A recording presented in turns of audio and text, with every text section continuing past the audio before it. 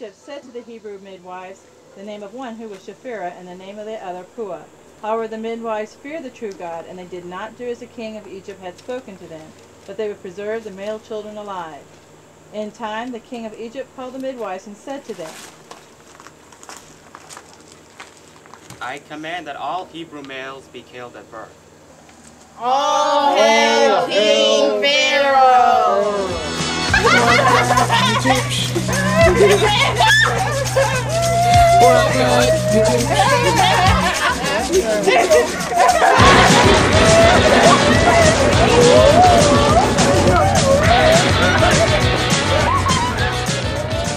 Meantime, a certain man of the house of Levi went ahead and took a daughter of Levi, and the woman became pregnant and brought forth a son. When she saw how good-looking he was, she kept him concealed for 3 lunar months. When she was no longer able to conceal him, she then took for him an ark of papyrus and coated it with bitumen and pitch, and put the child in it and put it among the reeds by the bank of the Nile.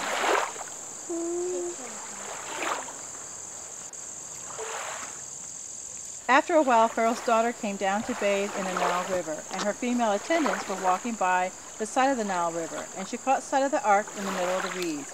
Immediately, she sent her slave girl that she might get it. Then she opened it. She got to see the child, and here the boy was weeping. At that, she felt compassion for him, although she said, Ooh, a Hebrew baby!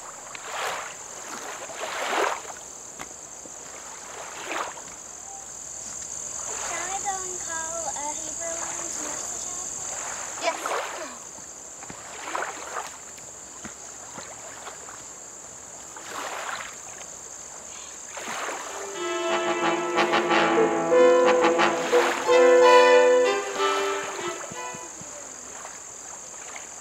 Feed my baby and I will pay you.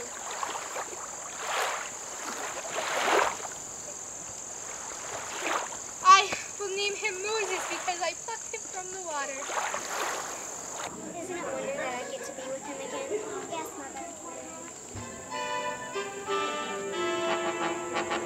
It came about in those days, as Moses was becoming strong, and that he went out to his brothers, and that he might look at the burdens they were bearing. And he caught sight of a certain Egyptian striking a certain Hebrew of his brothers. So he turned this way and that, and saw there was nobody in sight. Then he struck the Egyptian down and hit him in the sand.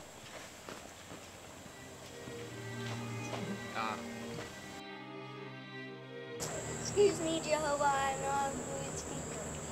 Is not Aaron the Levite your brother? I do know that he can really speak. And besides, here he is on his way out to meet you. When he does see you, he will certainly rejoice in his heart. And you must speak to him and put the words in his mouth. And I myself shall prove to be with your mouth and his mouth. And I will teach you men what you are to do. And he must speak for you to the people. And it must occur that he will serve as a mouth to you, and you will serve as God to him. And this rod you will take in your hand, that you may perform the signs with it. Moses and Aaron went in and proceeded to say to Pharaoh,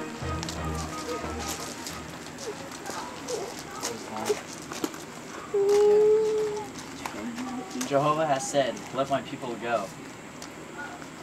But Pharaoh said, Who is Jehovah that I should send Israel away? I do not know Jehovah, moreover I will not send Israel away. However, they went on to say, Jehovah has come to us and we want to worship our God. Why is it, Moses and Aaron, that you cause the people to lay off from their work? Go on, bear your burdens.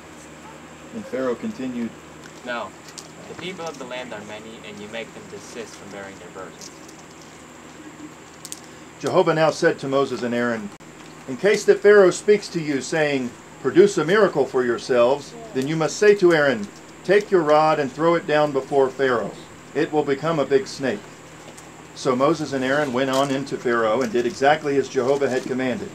Accordingly, Aaron threw his rod down before Pharaoh and his servants. However, Pharaoh also called for the wise men and the sorcerers and the magic-practicing priests of Egypt themselves, also proceeded to do the same thing with their magic arts. So he threw down each one his rod, and they became big snakes.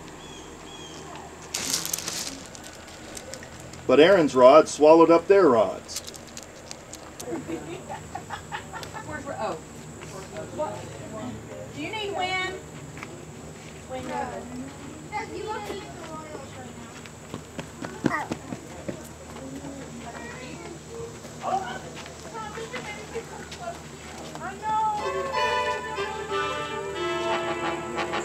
Oh, Jehovah, help me save your people.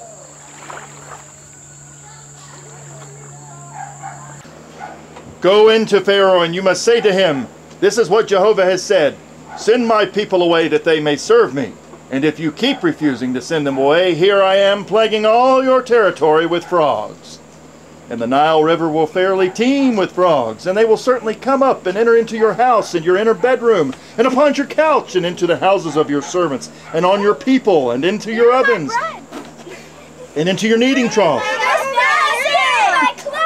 And on you and on your people and all your servants the frogs will come up. Accordingly, Moses and Aaron went out from Pharaoh, and Moses cried out to Jehovah because of the frogs that he had put upon Pharaoh. Then Jehovah did according to Moses' word, and the frogs began to die off from the houses, the courtyards, and the fields. And they went piling them up, heaps upon heaps, and the land began to stink. When Pharaoh got to see that relief had taken place, he made his heart unresponsive. He did not listen to them, just as Jehovah had spoken. Jehovah now said to Moses, say to Aaron, stretch your rod out and strike the dust of the earth, and it must become gnats in all the land of Egypt. And they proceeded to do this. So Aaron stretched out his hand with his rod and struck the dust of the earth, and the gnats came to be on man and beast. All the dust of the earth became gnats in all the land of Egypt. And the magic practicing priests tried to do the same by their secret arts in order to bring forth gnats, but they were unable. And the gnats came to be on man and beast. Hence the magic practicing priest said to Pharaoh, it is the finger of God! But Pharaoh's heart continued to be obstinate, and he did not listen to them, just as Jehovah had spoken. Jehovah said to Moses, I shall indeed set a demarcation between my people and your people. Tomorrow this sign will take place. Go into Pharaoh, and you must state to him, this is what Jehovah the God of the Hebrews has said, send my people away. But if you continue refusing to send them away, you are still keeping hold of them. Look, Jehovah's hand is coming upon your livestock that is in the field, on the horses, the camels, the herd, the flock. There will be a very heavy pestilence. Jehovah will certainly make a distinction between the livestock of Israel and the livestock of Egypt. Get up early in the morning and take position in front of Pharaoh and say this to him. This is what Jehovah the God of the Hebrews has said. Send my people away. Accordingly, Jehovah did this thing on the next day, and all sorts of livestock of Egypt began to die.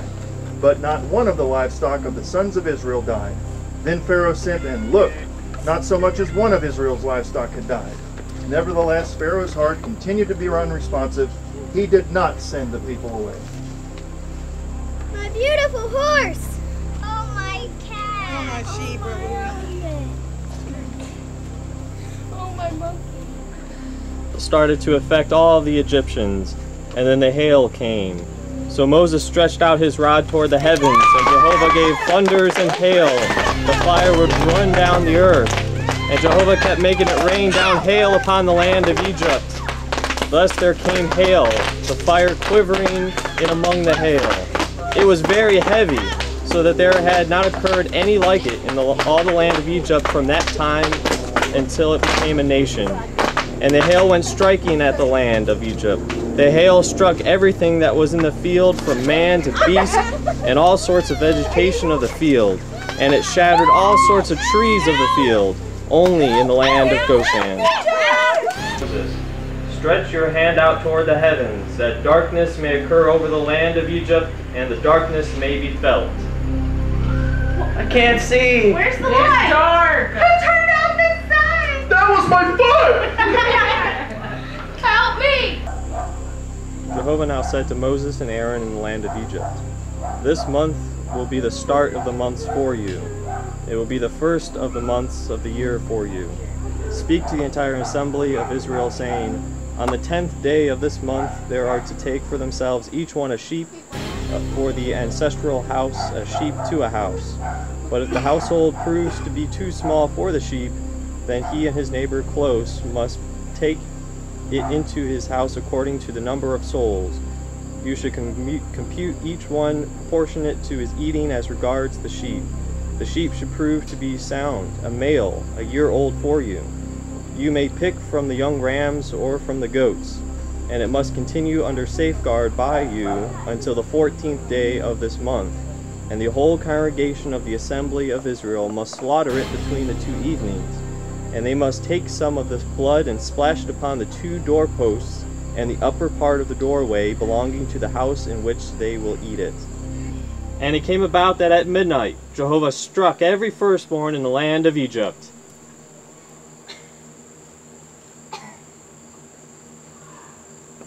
Then Pharaoh got up at night, he and all his servants and all other Egyptians, and there began arising a great outcry among the Egyptians, because there was not a house where there was not one dead.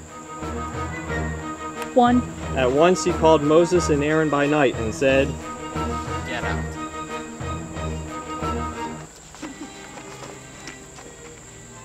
And so it was that Jehovah commanded Moses to part the Red Sea so that the Israelites might pass through on dry land.